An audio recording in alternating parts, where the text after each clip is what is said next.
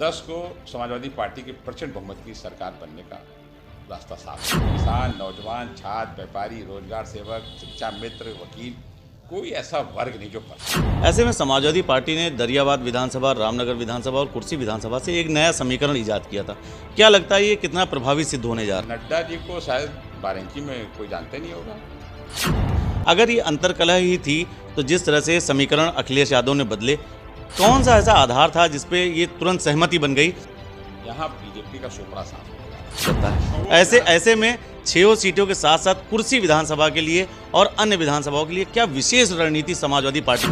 राजनीति के मंजे खिलाड़ी गोप कर रहे जीत की तैयारी, उत्साह से लबरेज है पूर्व मंत्री गोप। सरकार बनाने का कर रहे दावा, भाजपा पर उठा रहे बड़े सवाल।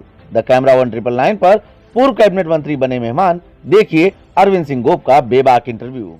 जिले की कद्दावर शख्सियतों के बारे में जब बात की जाती है तो अरविंद सिंह गोप का नाम भी उन पंक्ति में आ जाता है जिन पंक्ति में इन कद्दावर शख्सियतों का नाम अग्रणी रखा जाता है। अरविंद सिंह गोप सपा सरकार में पूर्व मंत्री रह चुके हैं और कैबिनेट मंत्री रहते हुए इनके द्वारा विकास से संबंधित तमाम कार्य किए गए थे। आज द कैमरा 1999 पर अरविंद सिंह गोप जी हमारे मेहमान हैं और समाजवादी पार्टी ने इन पर भरोसा करके इन्हें दरियाबाद विधानसभा से अपना प्रत्याशी बनाया है।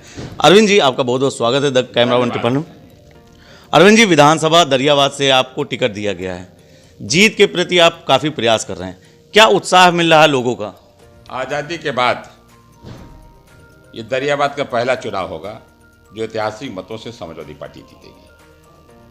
क्या क्या प्रयास किए जा रहे हैं अरविंद सिंह गोप के द्वारा? समाजवादी पार्टी 365 दिन गरीब, किसान, नौजवान की मदद करती, उनके लिए खड़ी रहती है। जहाँ अन्याय जुल्म होता है उसके खिलाफ खड़ी होती है।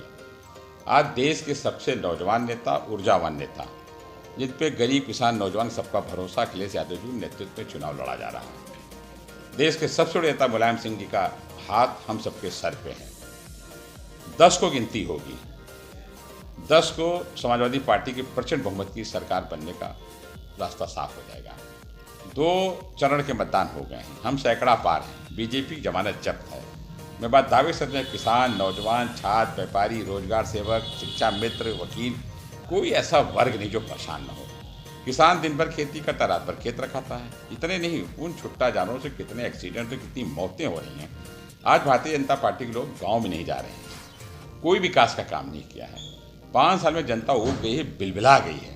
जनता परिवर्तन चाहती है। हम 12 में 6 की 6 सीटें जीते थे, सरकार बनाए थे।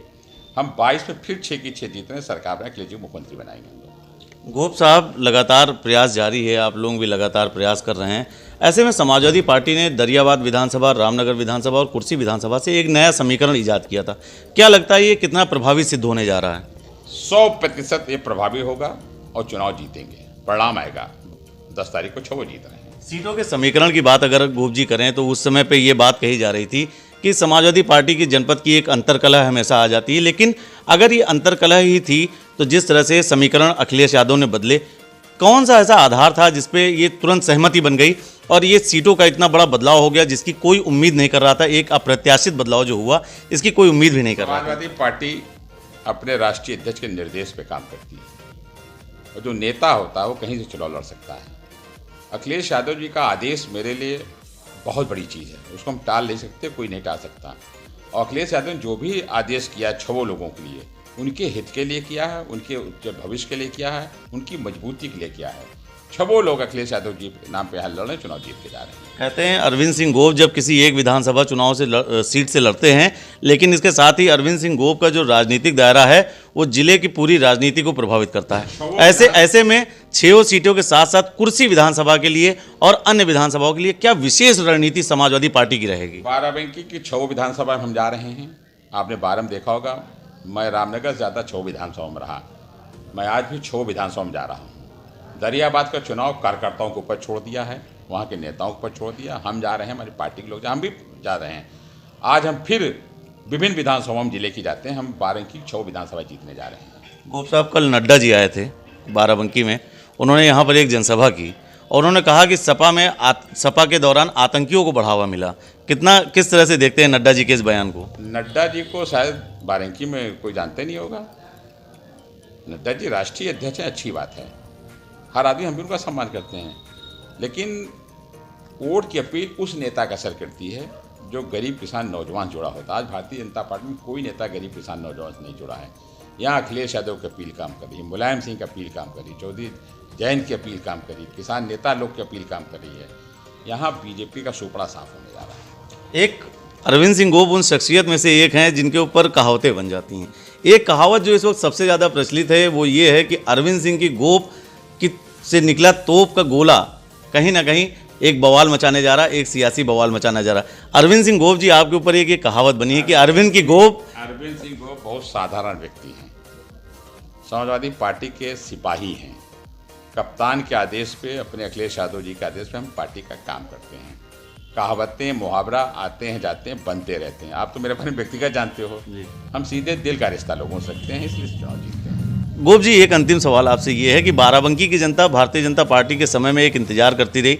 सपा सरकार में यहाँ से कई मंत्री गए, जिले को उन्होंने वरीयता दी और यहाँ की जनता को ये बात लगातार अखरती है कि भाजपा के समय में यहाँ से मंत्री नहीं गए।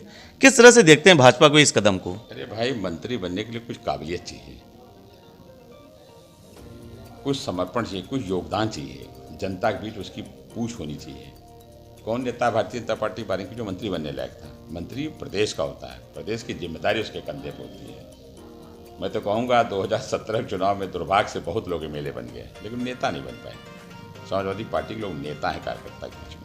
बहुत बहुत धन्यवाद अरविंद जी आपका। आप थे अरविंद सिंह गोप जी, जिन्होंने अपना कीमती समय द कैमरा 199 को दिया और उनका यह कहना है कि आने वाले समय में अखिलेश यादव के नेतृत्व में उत्तर प्रदेश में तो सरकार बनने ही जा रही है, लेकिन इसके साथ ही बाराबंकी में 6 विधानसभा का गिफ्ट अखिलेश यादव को देने जा रहे हैं। जनपद बाराबंकी से द कैमरा 199 के लिए सरदार परमजीत सिंह के साथ नितेश मिश्रा।